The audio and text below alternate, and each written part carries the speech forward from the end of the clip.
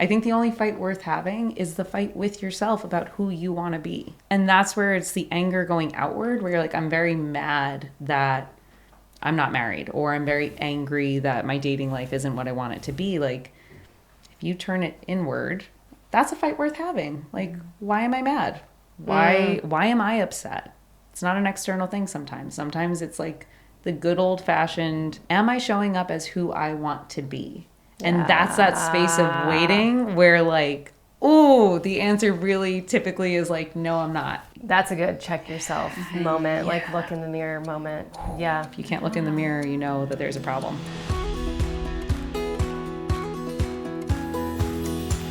I'm super grateful and excited to welcome my next two guests, Julie and Lauren. Not only are they incredible women, but they are incredible therapists, and I am fortunate enough to have them be part of my team at NYC Therapeutic Wellness. So I'd like to introduce them, but have them each share a little bit about themselves because they are incredible. And that's one thing I want to be highlighting on this podcast is that the women on it, the women coming to share and be open and be vulnerable are incredible, goal-driven, accomplished, smart, loving, fun, all of the things. So I'd love each of you to share more about yourselves and with the audience. My goodness, what an intro. Yeah, thank you. Julie, you start. Okay, hi, I'm Julie. I'm a licensed mental health counselor, and I've been working with Beth for almost 4 years now. Oh my God. And I'm also a supervisor, so I work with Lauren. I've been working with her for 6 months as she's newly licensed and getting used to the field. And it's my first podcast, and I'm really happy to be here. I'm very happy to have you here. I feel I can't say enough. I'm so grateful. And one of the questions I'm going to ask after Lauren shares, or want you guys to answer, is the motivation to be on here besides me asking you guys to be here. Sure. Well, I'm Lauren. I am a mental health professional with a limited permit. Julie's my supervisor.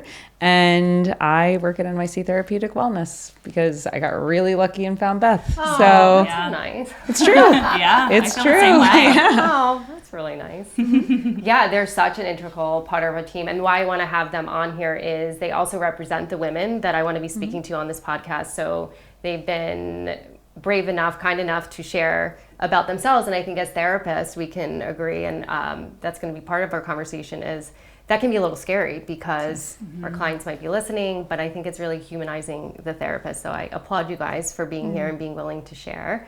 So yeah, tell me, besides, again, me asking, what prompted you guys to be on here and to share? It's a great question. I think that the three of us kind of like have something in common of just like what you were saying earlier, just like being goal-driven, kind of businesswomen, very independent, great relationships with ourselves. And I think I admire both of you for those reasons. And I think it's a great message just to kind of like normalize your own unique timeline and just be able to hear or meet women who are in all different parts of this. So I just wanted to share a little bit more of my story, hopefully just to resonate with whoever's listening. Oh, awesome. Yeah, I think comes up really naturally in our conversations just as like coworkers that we're able to have dynamics that say like, here's what's going on in my personal life. Does this resonate with you?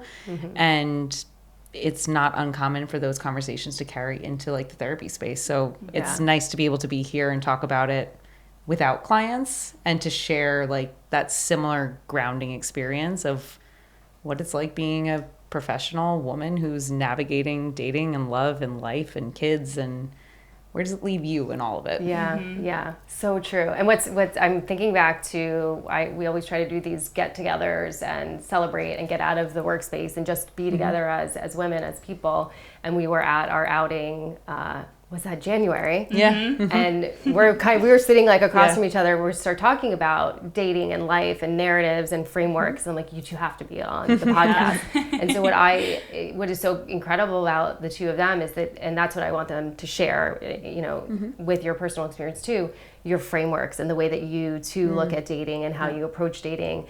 And it was very different than how I approach dating because I had shared on some of the earlier episodes, I sort of had this, I can't meet anybody, what's wrong with me? And then you have the external messages of people saying, why are you single? You're so great. Well-intentioned, but it's like this backhanded, comment and really what I would love for both of you to share, not only your own journeys, but these mindsets that we talked about in the initial calls, because I think they're so helpful. I think they allow you to enjoy dating. Yeah.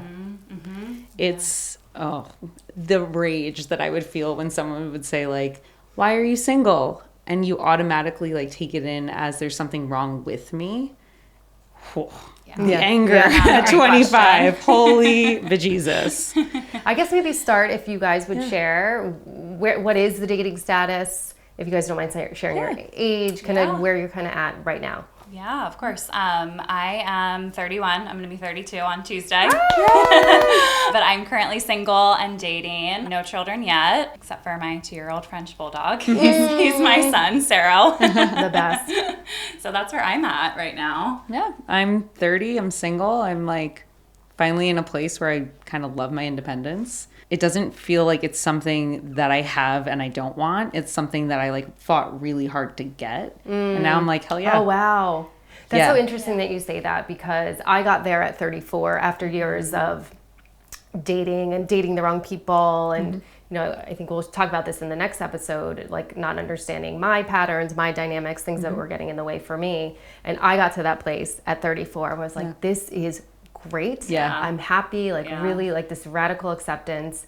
And a month later I met Rob. And I'm like, oh, great. But also I wish I lived there a little bit longer. And that's one of my regrets. And that's something I really want to share with this podcast, is live in that space, get to that space, do the work to get that space, and like live there longer. Because I wish I lived there a little bit longer. Yeah. It's a nice place to be. It's a lot of perks. It is. Yeah.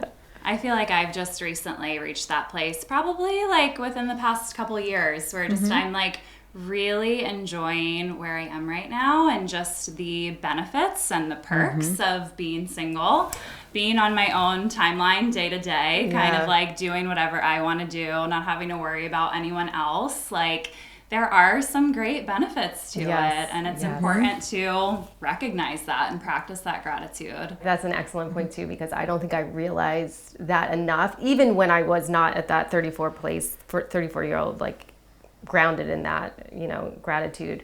But even before, the ability to just choose, and not even kids aside, like with another partner. Rob and I are very, very different decision makers, and I'm like, you know, I'm like, go, action, let's do it, let's get it done. And he's kind of more thoughtful and a little bit slower, and so kind of merging that to make joint decisions is so hard sometimes. So I sometimes miss the ability to be like, all right, I'm getting on a plane, or I'm going to do this, or I'm going to do that. They're all kind of like these different eras of your life. Like, there are benefits to no matter what your relationship status is, or where you are with having kids, or where you are within certain milestones. So I think recognizing that they're all temporary too. Like, they're all going to shift. They're all going to change with time. So just really kind of like owning and trying to find the joy in just where you are now, knowing that it's limited, knowing that it's precious, and their own unique ways. I love that. I think that's hard to do sometimes, because you don't, and I want to share one of the narratives that you guys and frameworks you've shared with me, but I think when you're in that moment, or at least for myself, you're like, this is forever. I'm never going to meet anybody. I'm going to be single forever. And I think that's such a great reminder, like life ebbs and flows, and there are phases, and you know, you move in and out of that different phases all the time. So I guess that aligns with one of the things that we talked about, time being a limited resource, and that being one of the narratives. Can you guys speak to that a little bit? I think, like, you know, there's that saying, the good old days, and like remembering like that's right now. Like there's gonna be a time in your life where you're looking back on this moment, us recording this podcast for the first time. This is the good old days right now. And I think like something that I've noticed a lot with either friends or clients that I work with, kind of like putting these different milestones on a pedestal and saying like, I'll be happy when I have the partner, I'll be happy once I'm married, I'll be happy once I have kids. And I think there certainly is validity to that with what I was saying earlier, like every era has its own benefits. But just being careful of like putting all your weight into that decision or into that era, because again, like we're not going to get this time back. So don't you have two decisions. If you're unhappy with where you are right now, whether you're dating or waiting for kids, you can either kind of like be down on yourself and kind of have like these certain just unpleasant mindsets, or you can just like kind of own it and try to empower yourself and try to find the joy of where you are today. Yeah. Well, I think it goes back to like tying your self-worth to the experience. Like we've spoken a lot about this, but the narrative that like you're only worth XYZ based on your marriage status or your dating status, or like if you have kids by a certain time based on what like your friends, your neighbors, your family tells you. It's so easy to start tying like your own self-belief to everything that's out of your control. And that's how you lose that space of joy. Yeah, that was going to be one of my next questions is like, how do you guys stay there? How do you stay in that place of joy and not get pulled into, you know, this feeling of worthlessness if you're not. I for sure felt that like, you know, when Rob and I were struggling with our timeline of like marriage or kids, it made me feel like I'm not good enough. And I think that could be the sentiment while dating. Like I'm not good enough for somebody to choose me, or I'm not good enough for someone to want to get married. It wasn't about me at all. It's all about him. But if like you can feel like it's about you. For me, and I have to credit my clients because I didn't like learn this in my own history. Like I had to have them as like bouncing off sounding boards, but just the like, you have a choice to accept or reject the information that you're given. And I was just passively accepting it. So all day long, it was this passive acceptance of like, okay, well, I'm 30 and I'm not married and I don't have kids. Like that's a lack mindset. That's a lack mentality. I would never frame it as like, oh, I'm 30 and I changed careers and I feel accomplished in XYZ. Right. That's not the standard societal, you know, expectations. But change the narrative to like, do I accept or reject what I'm being told from the external? And for me, I was like, no, I'm just rejecting it now. Like, I'm good.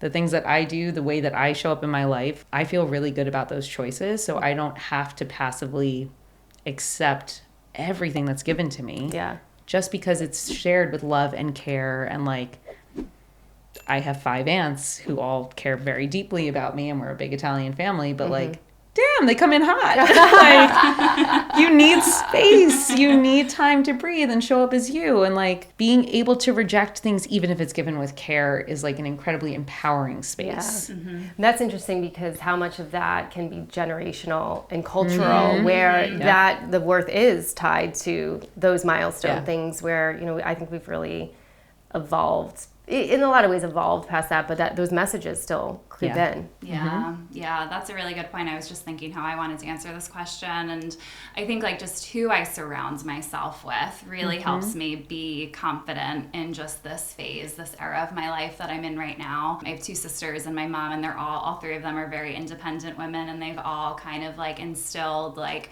go after your career, like invest in friendships, you know, invest in getting to know yourself and what you like. And like, that's fun. That's enjoyable. And like, at the end of the day, like the most reliable relationship is the one you have with yourself, you know, as cliche as that sounds, but it's a skill to enjoy your own company. And I think once you're able to get there, it's not always pleasant. It's not always comfortable. But it's a really great place to be once you're able to get there. And I think just who you surround yourself with can really impact that.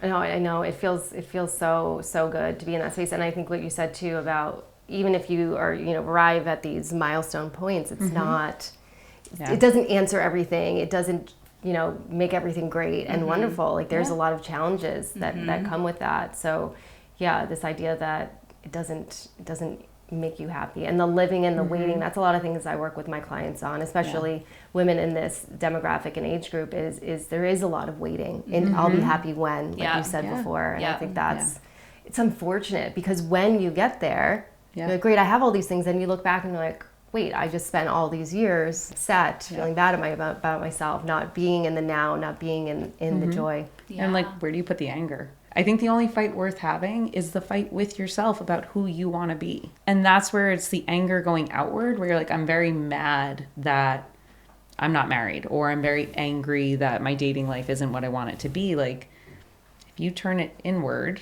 that's a fight worth having. Like, why am I mad? Why am I upset?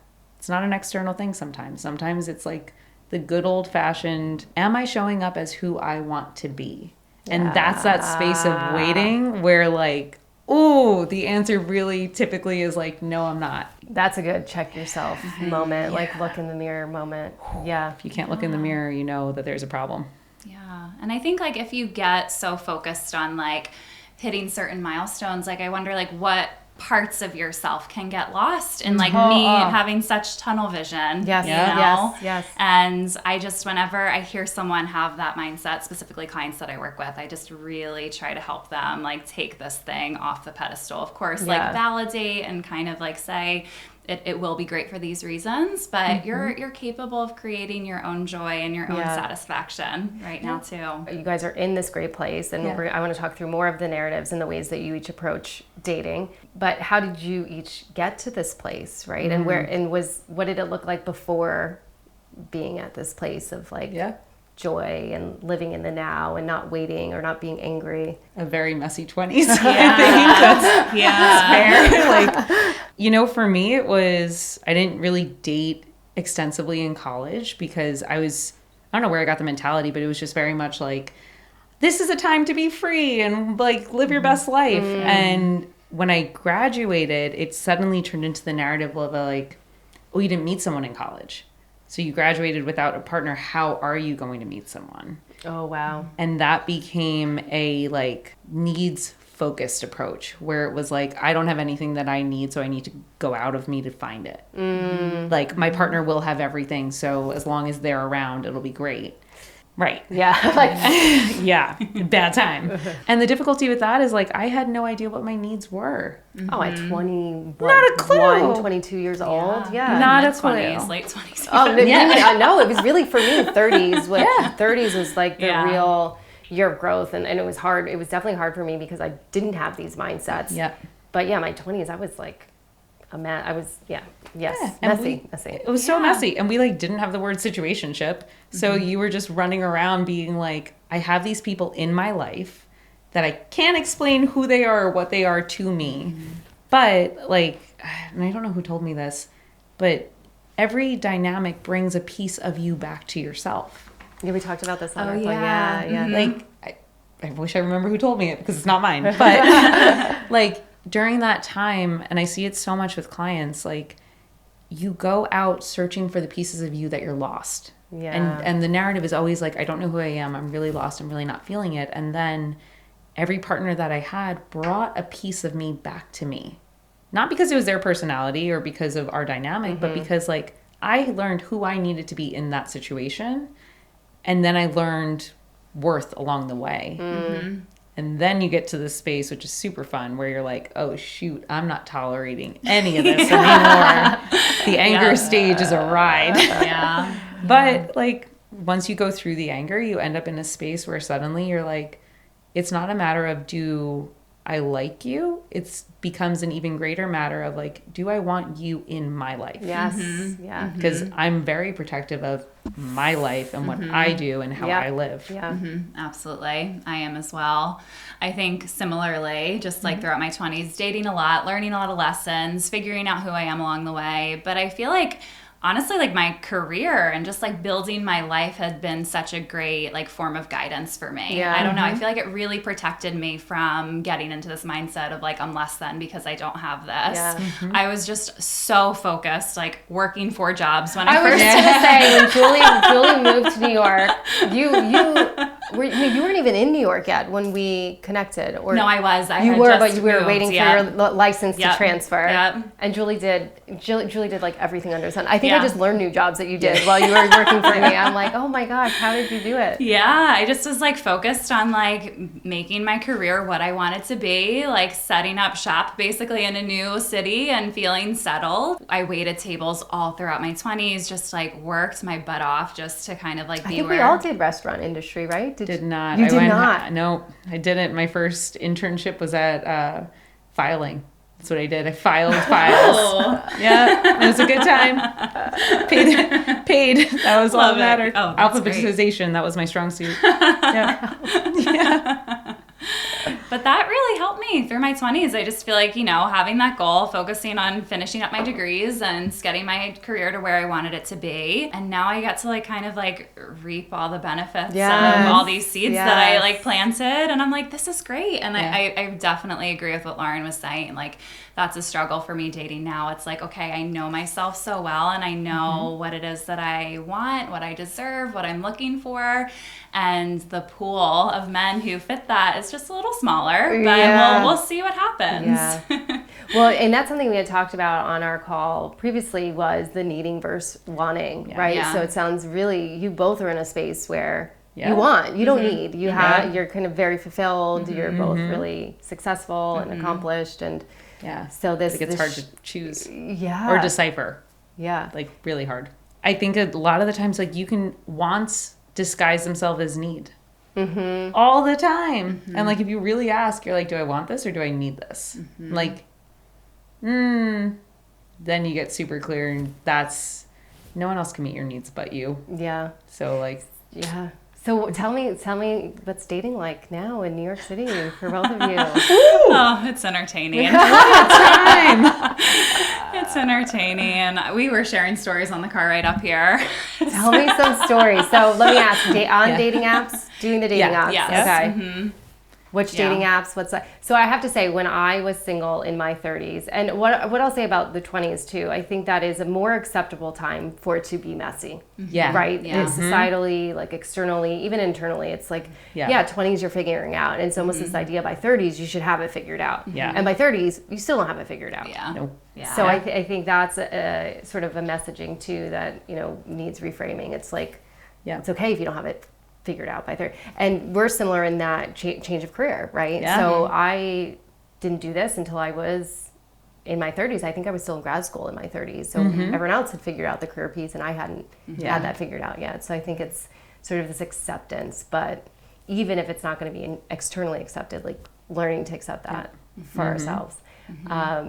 So to say the dating piece, so when I was dating, I was also bartending in New York City. So it was you still get to meet people in person. And there was a lot of more of a pool or I don't know what that pool actually, how great that pool was, but more, access for sure. More than we so have I didn't do a ton. Sitting by yourself in front of a screen most of the day. So I didn't do a ton of the online dating. And I think even at that time, because I'll be 42 next month, it wasn't that big of a thing. I think the only one, and I always mess up the name of this, Plenty of Fish? Plenty of Fish? Yeah. Plenty of Fish. Yeah. Yes, that was the one. That was the only one, or one of the, and Plenty of Fish, Match.com, and eHarmony, I think were the only ones out there at the time. We have many now. We have many. Yeah, I feel like I'm learning what new ones are. There's are just you? just for different communities, different needs. I primarily use Hinge right now, and I view it as just a introductory app. It's just maybe okay, we might be on there to date, but it's just a good way to kind of be introduced in ways that you maybe wouldn't organically be introduced to someone. Are you hinging also? Is that a thing? I am hinging, but I kind of miss the original Hinge because Hinge used to be based on your Facebook friends. Oh, yeah. Because then you could see who... Yeah. Oh, they don't do that anymore. No, I don't know if they've changed the algorithm, but it used to be you would link your Facebook to it, so it would not match you with people that you already knew. It would match you with friends of friends. Yeah, mutual friends. Which was, we were talking about this earlier, being able to access your friends and saying hey, I'm actively single. Do you have anyone to set me up with? Right.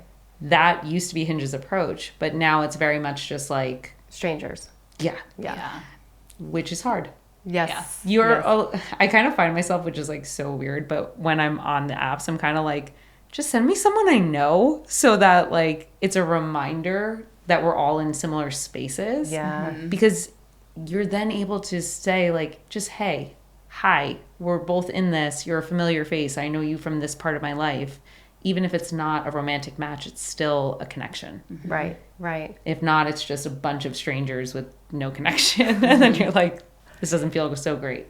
So how do you, walk me through, do you guys reach out? Do you let people reach out to you? How do you start that initial connection? Because I know the frustration for a lot of my single clients, women clients, is that they'll reach out or the person will reach out and there's all this chit chat back and forth, and the men are not asking for the date. Oh yeah. So that's a huge frustration. So how do you guys? Do you have a strategy? Like, how do you each approach? I usually will say hi. I have no problem like kind of sending that first message or showing my interest in whatever way, but I definitely have a limit. Like if we're chatting for like a couple days, like maybe like a week max, and like they haven't asked me out yet, I'm just like, okay, not meant to be, moving on, you know, kind of like set that, I guess, like boundary or limit for myself. I can't say I think that I've ever asked someone out. Now that I'm like thinking about this, like I think I always just kind of wait, and I'm like, if you want to show interest, great. Yeah. Because for me, it's really hard to judge if I'm interested in them. It's like, I think the apps don't really give, I don't know if it's just because we work in a space of personal connection and like you learn how to feel what it feels like to like really vibe with someone. But the apps just don't give you that. And They don't give you much. No. And so that's why it's really hard. And I always just kind of wait it out and be like, if you want to go out, great. Like, I'll never say no to a date. But do you think they're on the other end thinking, are they interested in me? Oh, and if you're not asking, so it's still sort of the expectation that the man asks. Yeah. That's what I feel most comfortable doing. Yeah. I've never thought about this before, but yeah, you're probably right. Like it's got to be a really difficult space to be sitting in if you're a guy on the other side saying like, I know there's this expectation, but also like she can also ask me out. Yeah. Well, I think they're also humans with insecurities. Yeah. Right. So it's like, with my clients, I always try to introduce that viewpoint of like, maybe they're, and who knows what's going on. That's the whole thing. It's like, no one communicates really what's going on sometimes. So I just try to introduce that viewpoint that like, maybe they're on the other end. Like, we've been chit-chatting and she's not asking me out. I don't know. Yeah, trying not to internalize it. Like, you don't know this person. You don't know what's going on the other side. I think dating apps too have also like lowered the joy of like, maybe, I don't know if joy is the right word. It's almost become like, it's become like a commodity. Like it's transactional. The act of going on a date is no longer like, oh, I'm excited I'm going on a date. Even in a space of me feeling like really good about myself, I'm still thinking it's, okay, here's a 2-hour window where I'm going to get to know someone, have a drink or have a cup of coffee or something like that. But it doesn't have that like really inherent bubbly feeling of potential. This is exciting. Oh, yeah. Does that make sense? Yeah. I don't know if it's the apps. I mean, I feel like I just go through phases of being excited or not. Like personally right now, I'm kind of taking a step back just because I noticed myself kind of like experiencing what you're describing, Lauren. So I want it to be fun. And I remind my clients that. I'm like, ultimately, like this should be fun. It should be like going to a restaurant you've never been to before, or doing something, or like being open to meeting someone new. And if it's not feeling enjoyable for whatever reason, like honor that, and the feeling will pass, and maybe you'll be ready to go out and meet new people at a different time. Yeah, and I think that totally influences how you show up, right? If you're in the space of like, it's not exciting, it's a commodity, it's transactional, it's like an interview, you might not show up your best self. Do you think that being in this place where you're each so like fulfilled and grounded allows you to say, I can step back and pause? Because I know I have a lot of clients that are like, I have to keep dating because I'm running out of time. And if I pause or I stop, and then we're coming out of a pandemic where, you know, a lot of people felt like they lost so much time in dating. Like, does that allow you to say, I'm good, I can pause. Like I'm going to come back when I'm feeling. I think we all have time. Like we're all breathing, we're all alive. Like we have time. Like you can find love at any time. You can find a new connection no matter what decade or place in life you're at. So I think just like reframing, just like I'm running out of time too. I have time. I have choice. I have the autonomy. Like definitely helps me just to feel more comfortable with taking a pause. You also need the conditions for growth, which is something like I just didn't get in my early 20s. Like dating rapid fire is super fun.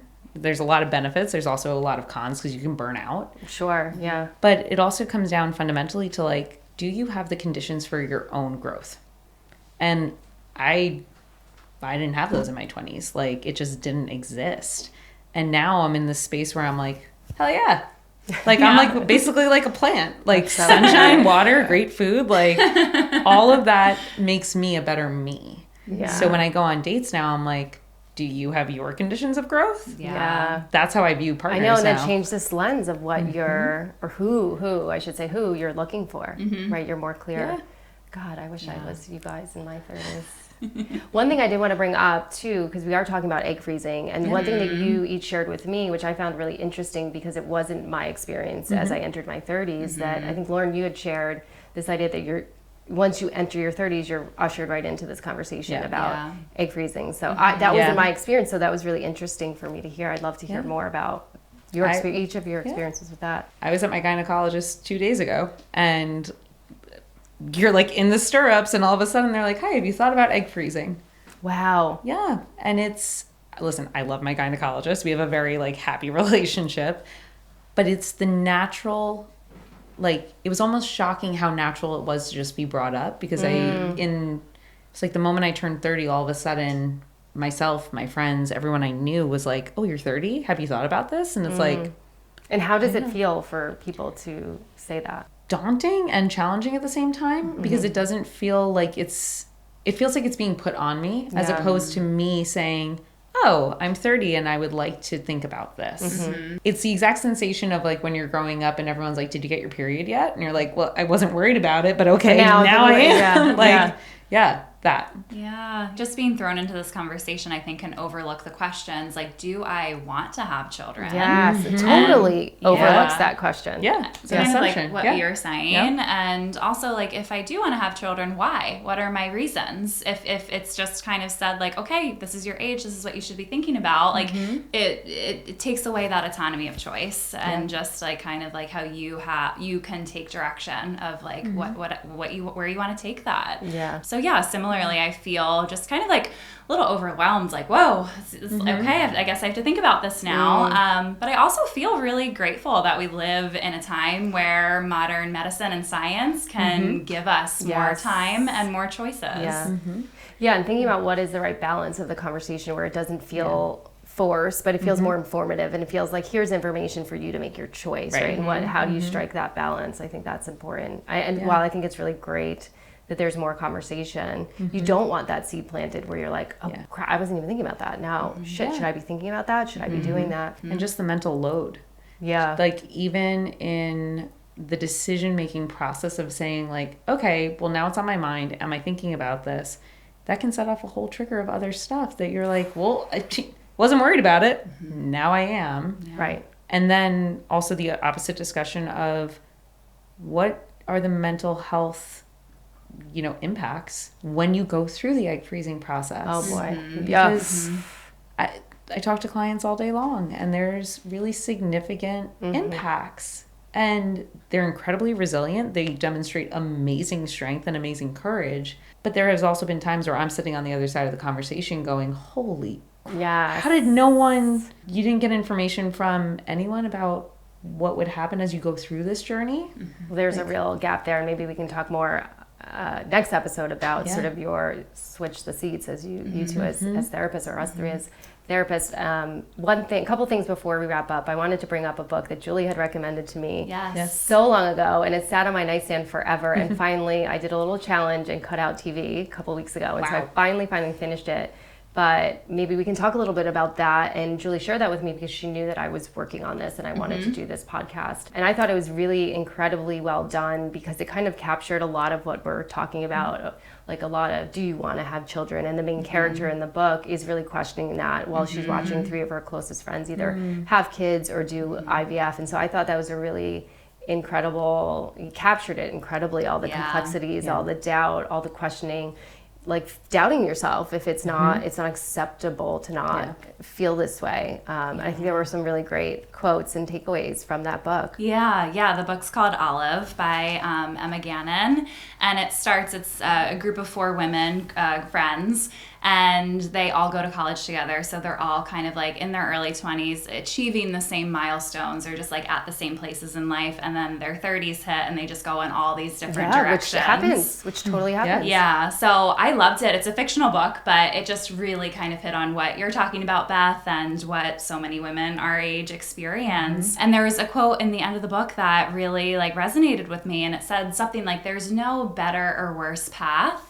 Like at the end of the day, we're just kind of like doing the best with what we're given, the circumstances that are placed in front of us. And a lot of it comes down to luck and fate and timing and just like who you meet, where you are, where you're at in your healing journey or your self-discovery journey. And I just love that. I remember it was at the end of the book and I was like, yes. Like, I know, I was like screenshotting the pages and you're like, yeah, same quote. Yeah. And really the messaging of nothing is wrong with you. And you have you ever considered this idea where you're right where you're meant to be and sort of owning your own journey and being empowered by your journey. Yes, love that. Yes, I think that's the message. So, well, before we wrap up and we hop into put our therapist hats on, any last parting words for our audience that you might want to share? Yeah, okay, I got this. I'm thinking of like what I would say to like 25-year-old me. And I honestly, I know I would say just the amount of fear that you feel about showing up as yourself is completely minuscule compared to the power that you have as showing up as yourself. That's huge because fear gets in the way of everything, particularly I think about all my clients, I think about myself, fear of being yourself in the dating space, and then you don't, you're not authentic and you don't meet somebody. That's big one. It can ground you. Fear will just... Fear is cement in the feet. Just cement drops you to the ground. Yes, it does. But like the fear space is so tiny. If I can, like looking back, I'm like, what the hell were you doing? Like such a tiny little gap compared to how much time you could live as yourself. Oh my God.